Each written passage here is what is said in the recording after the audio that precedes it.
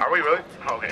Hey, thank you all for being here today. If you're one of our speakers or if you want to come in around here, please feel free to array. Wow, this is a good crowd. I'm always heartened to see people here showing up ready to participate. You hear it okay?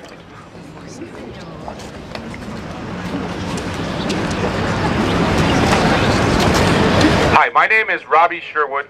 I am the Executive Director of Progress Now Arizona, and we are here for our #NoCrazy rally for common sense solutions for the Arizona Legislature today, so give yourself a hand for showing up. Appreciate that.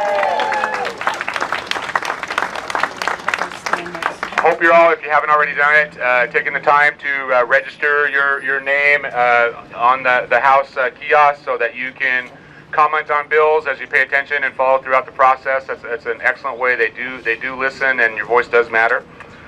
So this is a great crowd. We are here representing nearly 30 separate organizations who are standing together to offer some common sense solutions for Arizona's most pressing problems. Today we hope to help our new governor, Governor Ducey, and our legislature move beyond the crazy. You know what I'm talking about, right? The crazy brand of politics that have hurt Arizona's image and our economy in the past few years, maybe make that several years. So taking a cue from our state motto of the 5 C's, cattle, cotton, climate, copper, and citrus, we're asking Governor Ducey to, going forward, focus on the 5 E's: the economy, equality, education, elections, and the environment.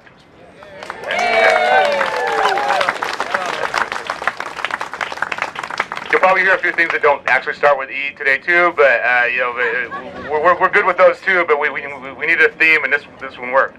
I want to quickly acknowledge the organizations who are with us today. So I'm going to do a little speed reading. AFL-CIO Arizona, AFSCME, American Civil Liberties Union, Arizona Advocacy Network, Arizona Alliance for Retired Americans, Arizona Education Association, Arizona Education Association Retired, Arizona Federation of Teachers, Arizona List, Arizona Progressive Democratic Caucus, the Bill of Rights Monument Project. If you see them, they have some cool Bill of Rights in Spanish they're handing out, so be sure to get one of those.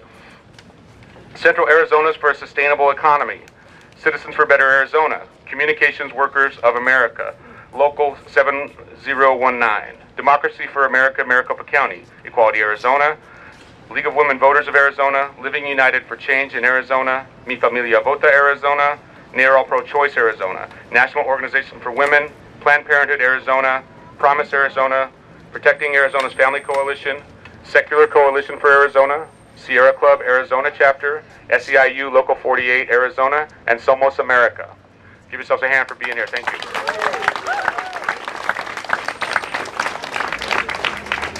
Together, these organizations directly and indirectly represent millions of Arizonans in one way or another. We have teachers, students, retirees, immigrants, working families, those fighting for the very air we breathe, the water we drink, those are fighting for the rights of women, for equal pay, for equal access to opportunity. We are looking out for Arizona's voters and for those overcoming hurdles to vote. We are not special interests. We are just Arizonans from every corner of the state, from all walks of life, from any demographic that you can pick. Now, not everybody here today agrees with everybody else on every issue. That's the point. We are able to set aside differences here today to deliver a unified message. And that message is our new Governor, Doug Ducey, has a remarkable opportunity today to chart a new course for Arizona. We want the governor to choose a common sense path where we don't land on the Daily Show anymore. It's enough. Where Arizona leaves the crazy behind us, where tolerance and equality are our hallmarks, and where we work together letting common sense and common good be our guide. So we have some excellent speakers here with us today. Each is going to touch on one aspect of our theme, and there's plenty of other experts here today for the media to talk to afterwards individually. Feel free. So our first speaker, is Sam Warsinski of the Arizona Advocacy Network. Okay. Again, thank you, all of you advocates and lawmakers and other elected officials at the local level who have made time to come here on this opening day to have your voices be heard. Arizona Advocacy Network believes before any other issue can be addressed, we need to have free, fair, and accessible elections. That means modernizing our state election statutes so that local election officials and state election officials aren't making it unnecessarily harder to vote, but rather encouraging Arizona citizens to register and turn out on election day. When less than 50% of eligible Arizona citizens are registered to vote today, and of them, less than 25% turn out to vote, we have a problem with our election officials, our election procedures, in empowering citizens to have their voices heard on election day. Governor Ducey has said he's going to work closely with the private sector to address the issues facing Arizona. I'm encouraged by that because we know that the private sector is very much engaged in the political process. In fact, they poured tens of millions of dollars into the election this year to influence voters.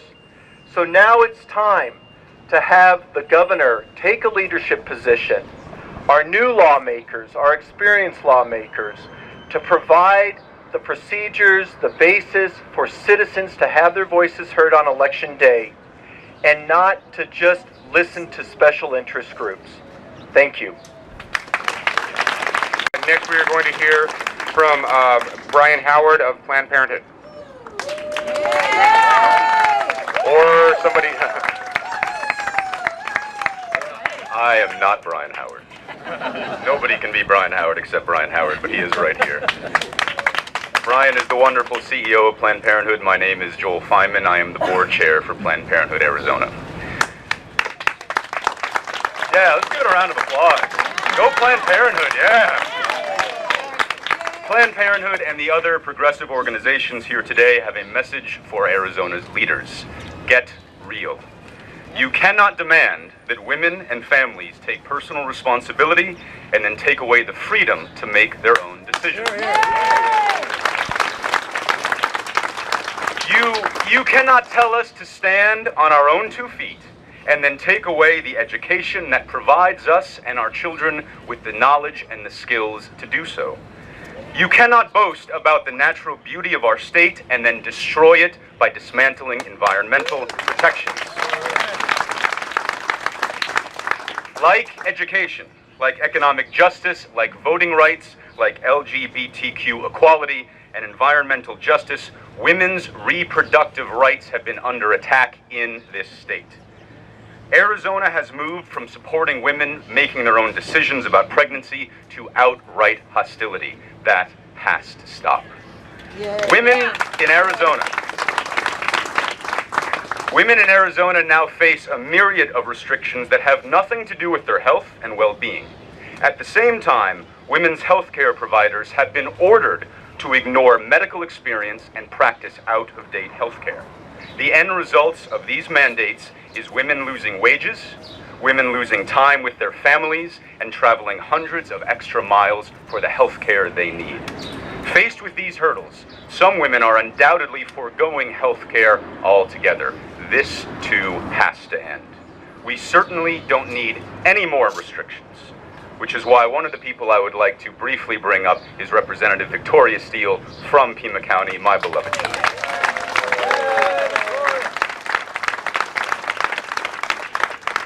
Good morning, guys. I have a special announcement, and I am so excited to tell you this news.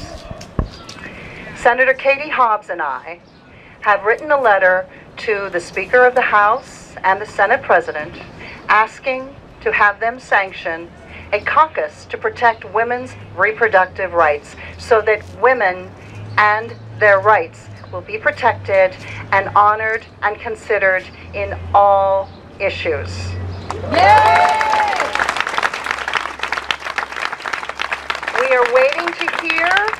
We are waiting to hear a response, and we're anxiously looking forward to this. Thank you. And I do want to give a special thanks to Planned Parenthood. In past years, this has been mostly their event, and they very graciously wanted to broaden it to a lot of other organizations, and that's why we're all here together as a group. They also took care of all the logistical hurdles of getting this area reserved and insured and all that, so thank you very much. Our next speaker is, we all know her and love her from the Sierra Club.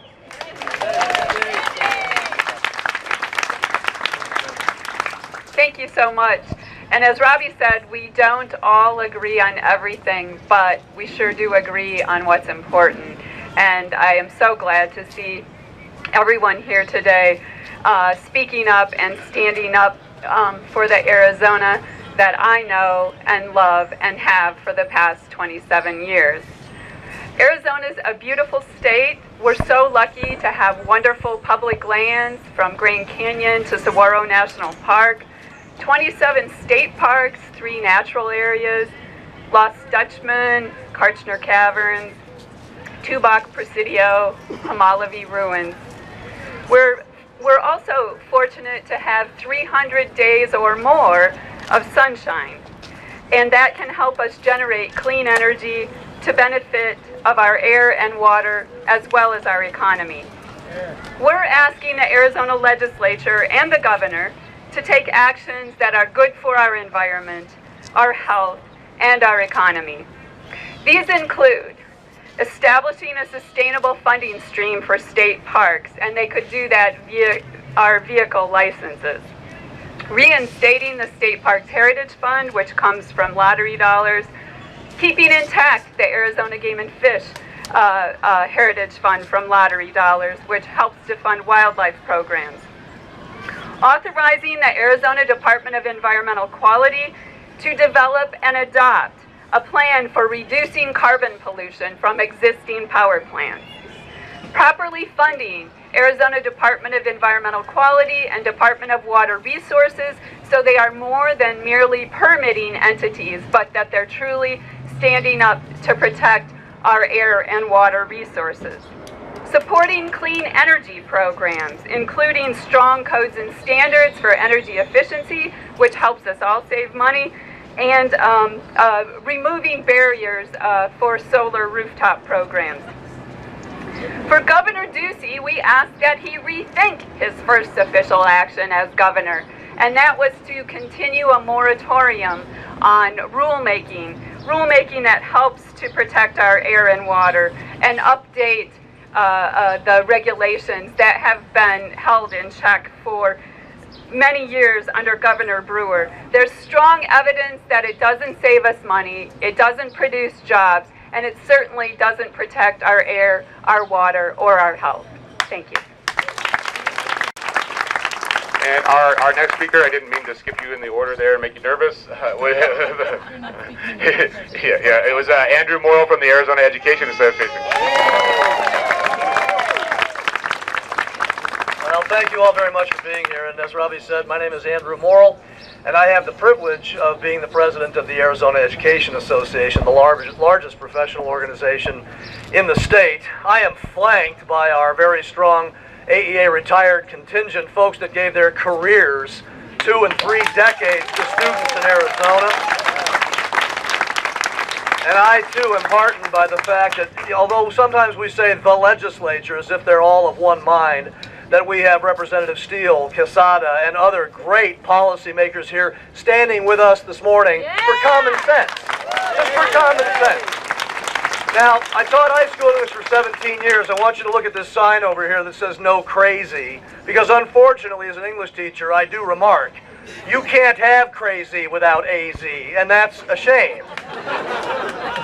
But we never thought we would have to have a rally to appeal to common sense as an orientation for good public policy. But if that's what it takes, that's what brings us here this morning. And what does that mean, common sense? In education, what common sense means is living up to the American values. Every educator in a classroom guarantees the level playing field on which the American dream is built. In that sense, public education is at the forefront of protecting this democracy. And that makes the folks that educate our students some of the most dedicated patriots in this country. Common sense works as a guidepost for public policy when it comes to education. It is common sense that when 90% of the parents in Arizona, a choice-rich state, choose every year to send their students to their neighborhood district public schools, if that's 90% the choice, then that's where 90% of the policy attention and funding priority ought to be. It is common sense that if, as we are told rhetorically, teachers and those who work with our students are truly the most important thing in a student's life, then that ought to be the focus of support from our public policy makers. That's common sense. It's common sense that when a governor is elected on a promise to make Arizona a land of opportunity for all, that he begin his work by emphasizing the opportunities for students in our public schools all across the state. That's common sense. It's common sense that our public education system is a major economic driver in this state. Well, we know we suffer from an economic recession in this state. But it's a shame that we suffer from an ethical recession in this state, and we've been suffering from an ethical recession in this state for too long. Because we've forgotten how to treat each other. We've forgotten what's really important. A test score is never more important than a student, and that student's education. That's common sense. A charter school or a private school scenario that manages student populations and just encourages certain students not to come here because they don't measure up is not an answer for Arizona's public education system. That's common sense.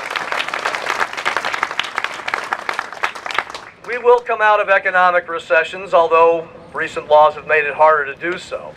But let's come out of the ethical recession and make that commitment today, because when we leave the ethical recession, we will come out of it through our public schools also, where all good things happen in the state of Arizona. That's common sense. Thank you very much. Wow. Love that guy. All right, our next speaker, we have a couple more. We have Brendan Walsh from CASE, who's going to talk to us about fair pay workplace rights. Thank you. Thanks, Robbie, and thanks everybody else for being here. My name is Brendan Walsh. As Robbie said, I'm the Executive Director of CASE, that's Central Arizonans for Sustainable Economy. What CASE does, we do a couple things. We do Latino voter engagement. We try to get a lot more Latinos voting and participating in the process. And we also do youth empowerment and youth leadership development. But we do both of those things with a specific end in mind. And the end is creating an end to low-wage poverty jobs in Arizona.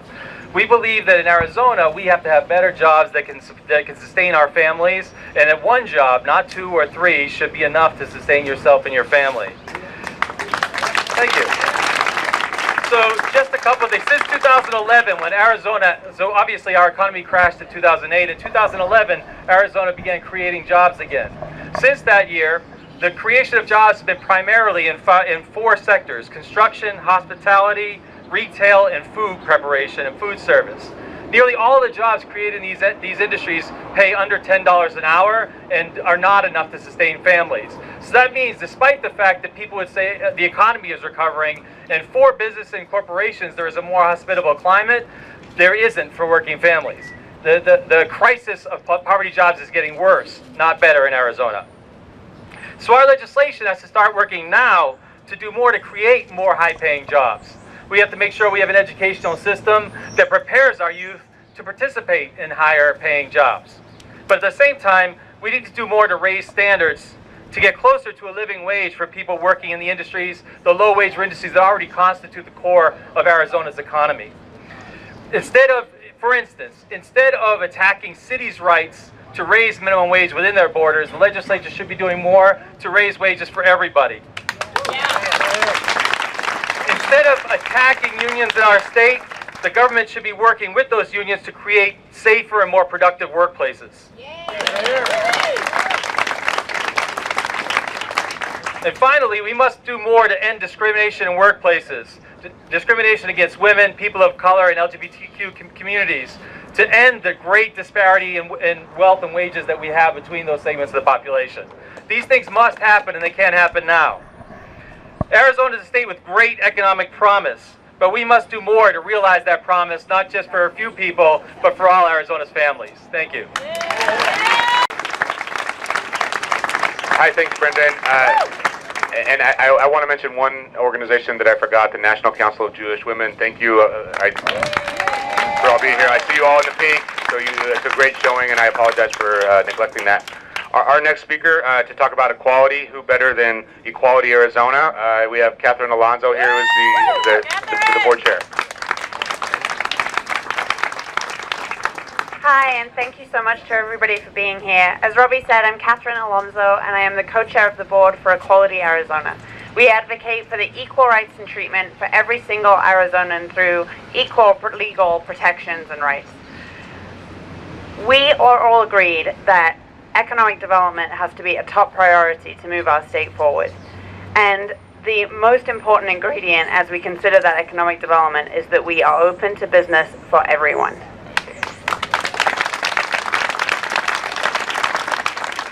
That means that every resident of our state and every visitor to our state should expect to be treated absolutely equally, no matter where they are and no matter what they want to do. SB 1062 was an unexpected highlight and an unwanted highlight of last session.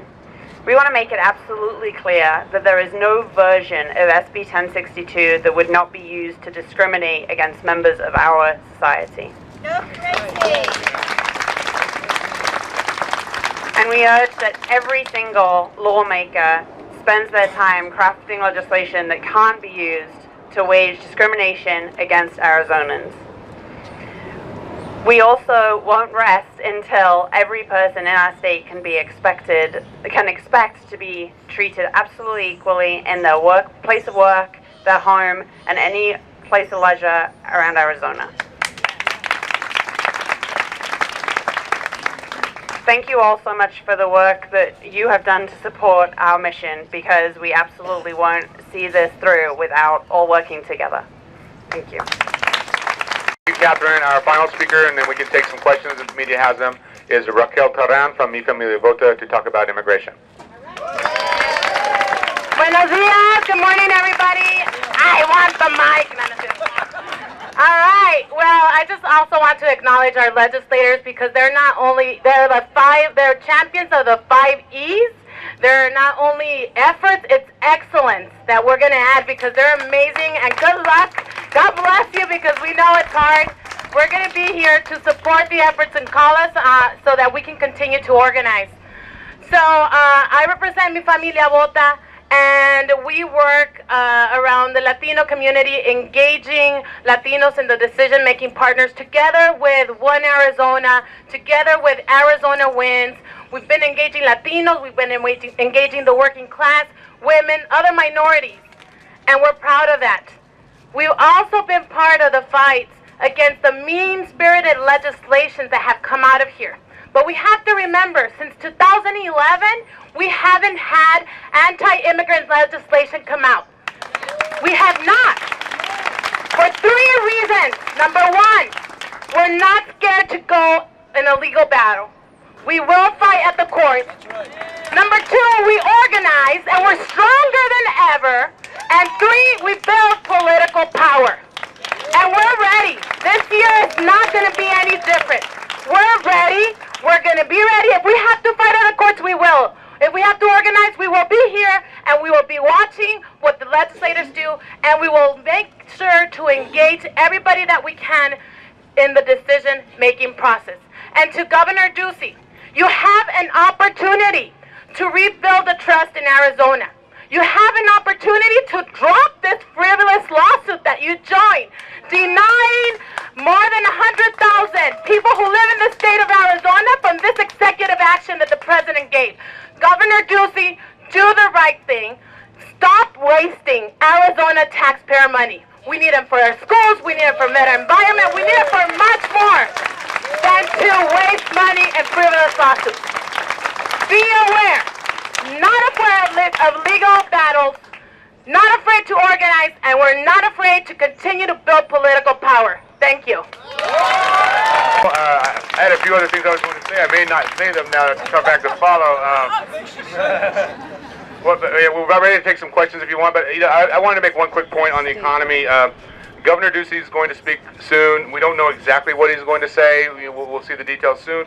But one thing I'm sure he will double down on, because he mentioned in his inaugural, is that he drew a line in the sand about raising new revenues in order to deal with our $500 million deficit this year and $1 billion structural deficit going forward. I'll just speak on my own behalf. That was disappointing to hear. I don't think that the governor should take any solution off the table, particularly if he wants to reach his other goal of kickstarting the economy. What company that we would want to attract is going to locate or expand in a state that's about to devastate an already devastated school system? So I just think that going forward, they should put that back on the table and at least consider it, whether we want to voters. Prop 100 brought $1 billion into the state. It went away a year and a half ago. That's $1 billion tax cut that hasn't generated anything along the supply side, for our economy. So we should, set aside the tax cuts and consider revenues to get out of this, in my opinion. So thank you. If you have any questions, we'd be glad to answer them.